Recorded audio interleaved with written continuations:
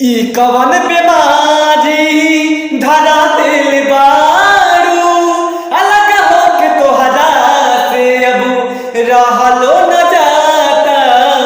ई कवन बीमारी धरा दिल बारू, अलग होके तोहरा से अब रहलो न जाता।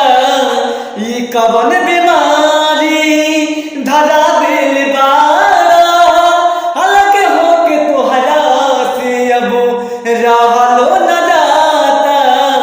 जियल नहीं जाता हमसे बिरह जान लेली, जियल नहीं जाता हमसे बिरह जान लेली।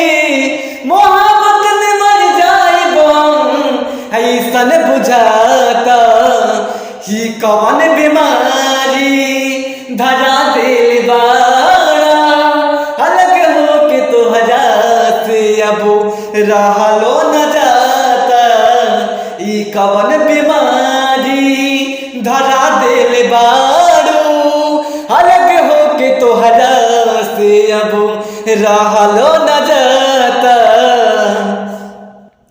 सनहिया के दुश्मन भइल घर परिवार हो, बेवफा न समझा हमके हम हई तोहार हो। सनहिया के दुश्मन भइल घर परिवार हो, बेवफा न समझा हमके हम हई तोहार हो।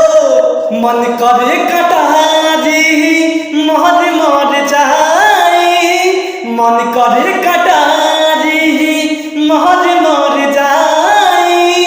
एहो राज खाइल पियल कुछ ना बुझाता। जियल नहीं जाई हमसे बिरह जान लेली, जियल नहीं जाई हमसे बिरह जान लेली। मोहब्बत में मर जाइब हम ऐसन बुझाता। ई कवन बीमारी धरा दिल बाड़ू, अलग होके तोहरा से अब रहलो न जाता। ई कवन बीमारी धरा दिल